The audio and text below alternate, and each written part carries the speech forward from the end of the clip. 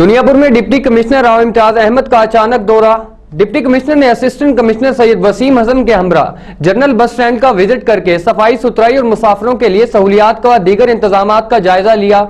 इसी हवाले से मजीद जानेंगे काज़ी अब्बास बलोच की रिपोर्ट में। डिप्टी कमिश्नर लोधरा राव इम्तियाज अहमद ने अचानक दुनियापुर का दौरा किया। डिप्टी कमिश्नर राव इम्तियाज अहमद ने असिस्टेंट कमिश्नर दुनियापुर सैयद वसीम हसन के हमरा जनरल बस स्टैंड का विजिट किया।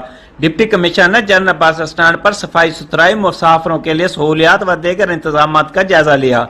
डिप्टी कमिश्नर राव इम्तियाज अहमद ने असिस्टेंट कमिश्नर को हदायत करते हुए कहा कि वजीर आला पंजाब सरदार उस्मान बुज़दार की हदायत के मुताबिक बस और वैगन स्टैंड पर मुसाफिरों की मौजूदा सहूलियात की फराहमी को यकीनी बनाया जाए।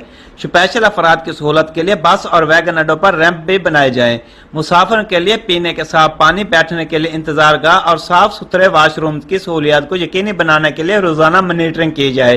कैमरा टीम के साथ डॉक्टर काज़ी अब्बास बलोच, राज न्यूज़, लोधरा।